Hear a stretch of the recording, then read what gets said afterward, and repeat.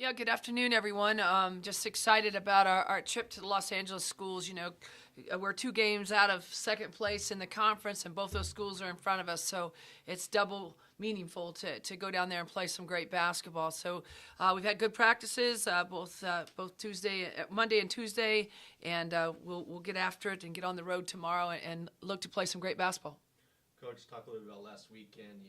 Tough game against Arizona State, best defense in the Pac-12, and then you turn around. Arizona kind of got back into things. 5 players in double figures. Jazz with the double-double. Sage breaks out with 14 points. A lot to build off of Saturday's win. Yeah, no, I thought we played some really solid team basketball on both ends of the floor. I think our defense has been pretty good all year, but I thought offensively there was a real high premium put on sharing the basketball, making the extra pass. I thought the hustle plays, that we owned all the hustle plays in that game, and when you can walk away feeling good about that, then your team's really playing hard for each other. So it was a great comeback for us, and obviously, excited to see Romberg hit some shots. And I thought Dean Saul came off the bench with Carly Noyes in foul trouble early in the first half, and really made a difference in the interior. And then it was great to see Carly come out the second half with fire in her eyes and just really play some great basketball the second half. So I thought our inside game definitely controlled that game against Arizona, and obviously our guards had a good game. So it was a great compliment inside out. Defense did a pretty good job, and it was fun to get the win at home. Now talk a little bit about USC, a team that was preseason nationally ranked, one of the leaders in the conference. And they kind of back and forth throughout the year. They go and play A&M tough, the defending national champs, and now kind of slipped and lost to Utah over the weekend. So, which team are we going to see? Well, first of all, Michael Cooper is a phenomenal coach, and it's great having him in our conference. He's obviously an NBA great, and he was a great coach in the NBA and the WNBA and champions there and all that. So he's gonna, he's had to go through some adjustment. I mean, to lose Jackie Gamelis, who is one of the premier players ever to play in the Pac-12 and in the country, was a tough adjustment, I think, for them. But, they're mixing it up. They've got so many elite athletes out there. They've mixed it up both offensively and defensively. They run a lot of offensive sets. I mean, the playbook has to be an NBA playbook, from what it's thick, he really runs a lot of great things. And the thing that's interesting to me about that is, one, he's got athletic, talented kids, but they execute at a very high level, and they execute a lot of plays. So, certainly our defense is going to be challenged on the road. So, we're looking forward to that matchup.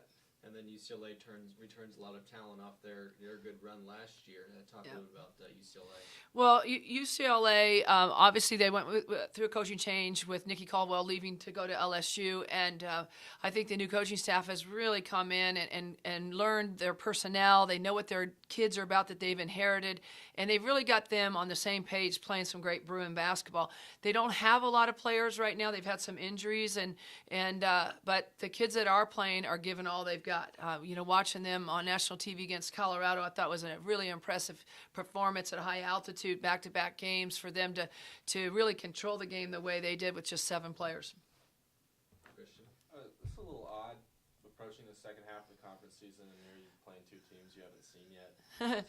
Yeah, it's different. It's different. I like it. I like it just probably because I've been in the conference for so long. I like the change up and I feel for it. It's not the same old. It's exciting, and I think it's a lot more work on the coaching staff's part, just because you have to really go back and watch a lot more games just to kind of get caught up, if you will, with 20 some games into the season, where normally after 10 or 12 you're seeing them for the first time, and stuff. So we're excited about that.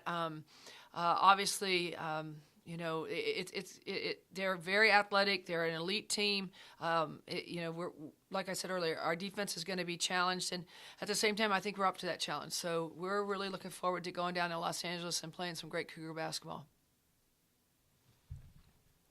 Okay. How's the team going to prepare offensively and defensively in practice this week? Well, I think the thing that they've really been focusing on is continue to execute at a high level and get their teammates involved. And you saw that against Arizona when they were playing us player to player, or even against some of their matchup with their 2-3, their zone. We're trying to screen people and get open looks, or move the basketball and try to find the open teammate to get them more on balance. not as tough a shot. And we went inside out. I thought we attacked the interior very well against Arizona. When they did start to play some zone or to double us a little bit, we were able to kick out and find our shooters.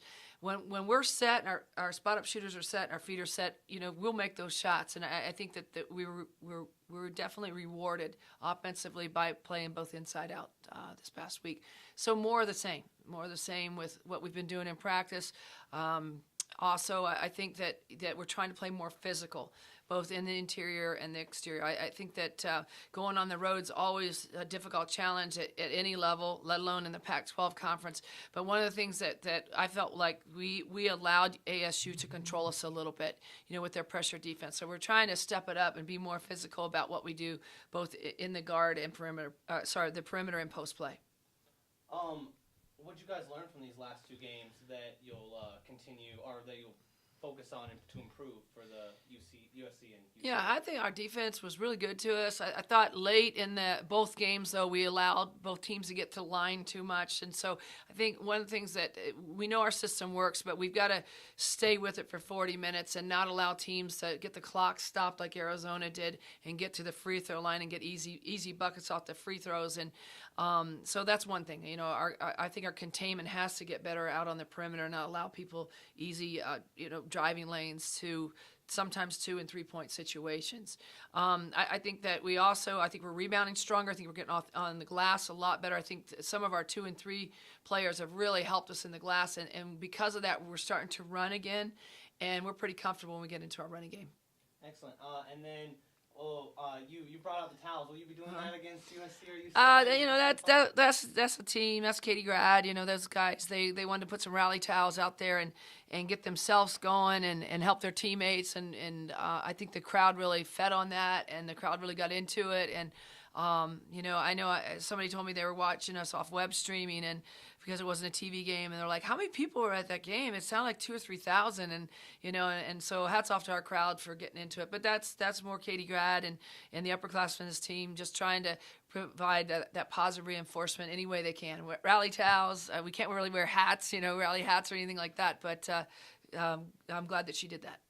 Excellent. And then let's see, how will USC and UCLA challenge the Washington State defense?